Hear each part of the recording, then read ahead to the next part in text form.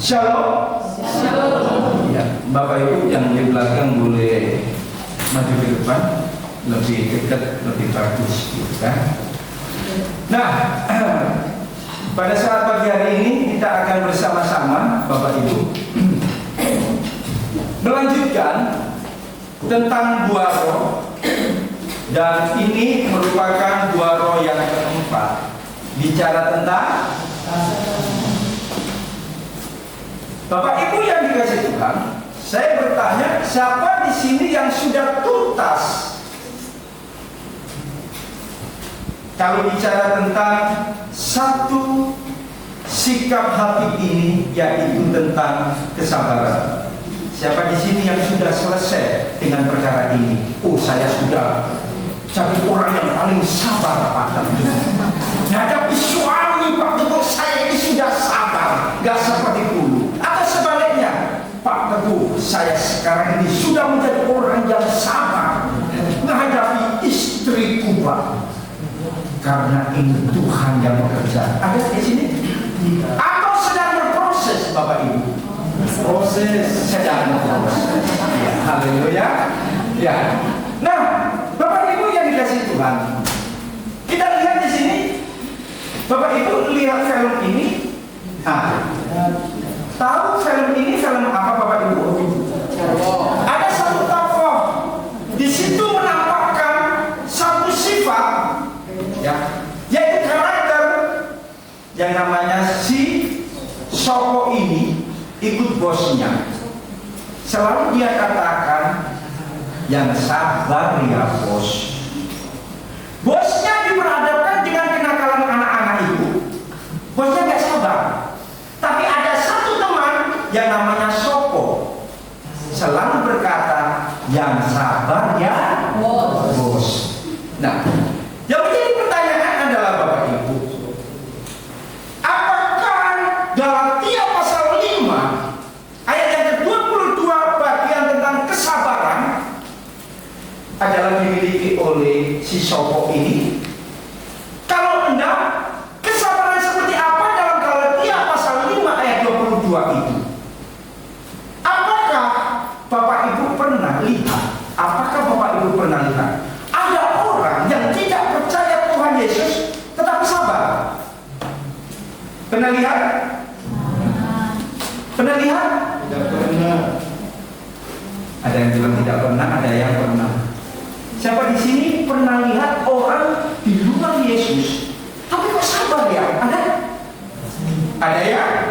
Ada. Yang menjadi pertanyaan adalah, apakah kesabaran orang itu adalah buah atau pekerjaan daripada Roh Kudus? Halo? Bukan. Tentunya bukan. Jawabannya pasti bukan. Nah, saudara-saudara yang dikasih Tuhan, yuk kita sama-sama lihat dalam Galatia pasal yang ke-5 ayat 22. Kita lihat ini. Nah, kata kesabaran yang dikerjakan oleh Roh Kudus di dalam bahasa aslinya, yaitu bahasa Yunani, itu menggunakan kata makrotumein. Makrotumein itu artinya dibutuhkan waktu yang cukup lama untuk mendidih. Dipanasi pol sampai volumenya pol, Bapak Ibu. Panasnya itu betul-betul panas, nggak mendidih.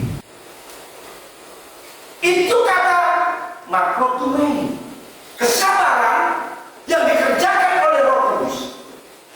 Ini sesuatu luar biasa. Jadi artinya apa?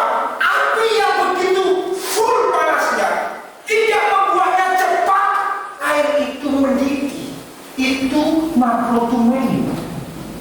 Jadi orang yang sabar yang dimaksud di dalam Galatia 5 ayat 22, orang itu bagaikan air yang dibakar dengan api, sepanas apapun tidak cepat mendidih. Kan ada lagunya ya, itu mendidih di hati ya. Kita mendidih di hati. Nah, tadi saya, kalau pujian itu luar biasa, kalau nggak berkeringat itu belum betul-betul melayani Tuhan, belum betul-betul memuji untuk Tuhan. Kemarin saya di traktir ada salah satu keluarga.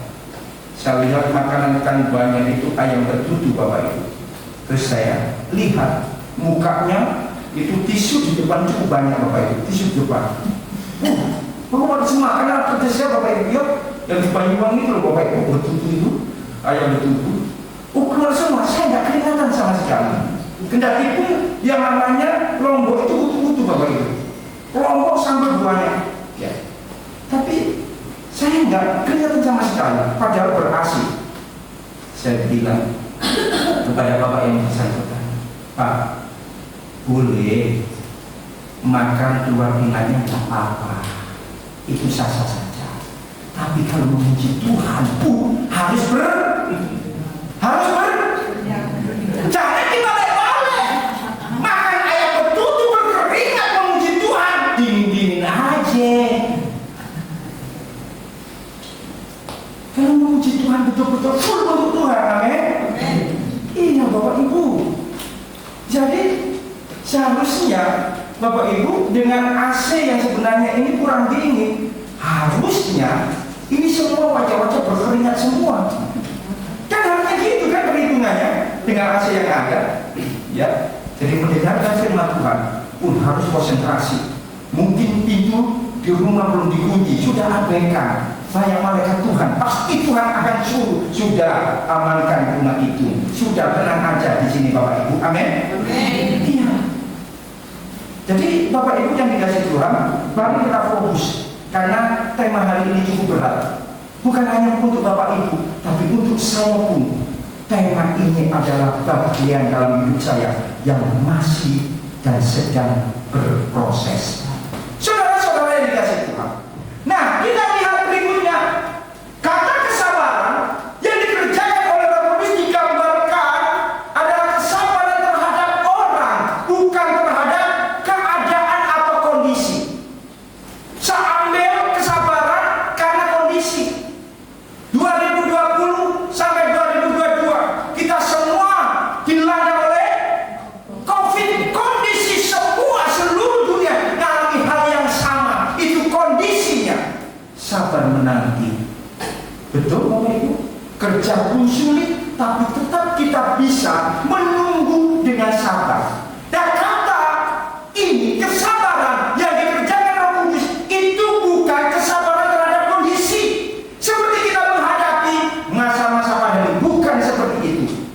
Tetapi kesabaran ini adalah menggambarkan ketika kita sedang bersentuhan dengan orang, menghadapi orang Bapak Ibu. Kalau menghadapi barang Bapak Ibu, misalnya HP ini barang, ya bisa kan kita pinjam, suami bisa pinjam istri, bisa pinjam anak, atau nggak pakai juga nggak apa-apa. Barang. Kalau misalnya kita nggak suka, sudah dipindah aja tempatnya, mudah. Betul? Kita sabar. Tapi kalau bicara kita menghadapi orang, itu bukan perkara yang mudah. Kenapa demikian? Karena kita punya karakter yang berbeda. Satu suka bawang merah, satunya nggak suka. Ini masalah. Kalau nggak diatur, ini masalah. Nah, kesabaran terhadap orang inilah Bapak Ibu yang menjadi bagian yang dikerjakan oleh Roh Kudus dalam kehidupan orang percaya. Makrotumen. Di sini adalah sebuah proses bagi kita semua. Punya anak itu nggak gampang loh Bapak Ibu. Punya anak 2 aja, kesukaannya beda-beda, betul ya? Yang satu suka nasi goreng mudah didapat, satunya suka hamburger nggak mau nasi goreng. Loh bingung. Ini nggak gampang. Ini nggak ada orang, betul ya? Iya. Nah, yang kedua digambarkan seperti apa? Kita lihat. Kata ini digambarkan seperti seseorang yang diperlakukan tidak adil, ya. Jadi kekuasaannya sebenarnya ia dapat menuntut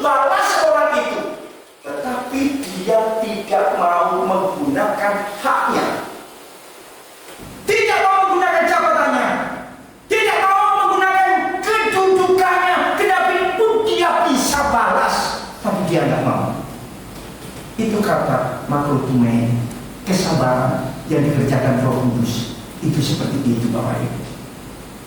Dia diperlakukan yang adil, diperlakukan semena-mena. Dia punya kekuatan, punya power untuk membalas, tapi dia nggak mau melakukan itu. Itu yang disebut kesabaran yang dikerjakan oleh Roh Kudus. Yang ketiga, ya. Yang ketiga, kata itu kesabaran dalam Galatia 5 ayat yang 22 menggambarkan orang yang tidak cepat tersulut kemarahan. Dari semua yang ada ini, penggambaran tentang kata makrotumai ini bisa saya simpulkan seperti ini, yaitu kesabaran yang dikerjakan oleh Roh Kudus pasti berbeda dengan kesabaran yang dimiliki oleh orang di luar Kristus. Bisa klik. Kita baca sama-sama. Jadi kesabaran adalah sikap hati yang rela merugi karena Kristus demi keselamatan jiwa orang lain. Artinya begini loh. Ketika kita diperlakukan tidak baik terhadap orang lain, kita nggak membalas mereka. Lalu mereka bertanya, kok bisa ya? Dia orang apa ya? Lama-lama disimpulkan, memang orang Kristen, pengikut Kristus itu luar biasa. Akhirnya dia tertarik. Jiwa itu tertarik oleh karena kesabarannya. Ini yang namanya kesabaran yang dimaksud dalam Galatia 5 ayat 22. Dia tidak merasa rugi ketika dirugikan oleh orang lain. Dia merasa rugi. Ya, saya dulu itu Bapak Ibu belajar dari kesabaran itu ketika berada di kampus karena itu berasrama. Mereka dari berbagai macam ya daerah. Ya dari NTT ada, NTT pun dibagi-bagi banyak sekali, dari Kalimantan dan lain sebagainya. Ketika mengerjakan skripsi dibagi, Bapak Ibu, ya jemur celana Bapak Ibu, jemur celana. Namanya warnanya hampir semua sama, karena orang-orang di sana itu nggak boleh celana levis Bapak Ibu, celana kain semua. Itu ya Pak Jaki ya, hitam. Rata-rata hitam, punya 5 pun hitam semua. Itu satu orang. Dijemur lah Bapak Ibu. Sore prediksi sudah kering, hawa di batu dingin. Kan gitu kan? Oh, nanti tak ambil jam 4. Tiba-tiba Bapak Ibu, lu serius Bapak Ibu? Hilang itu berkali-kali Bapak Ibu.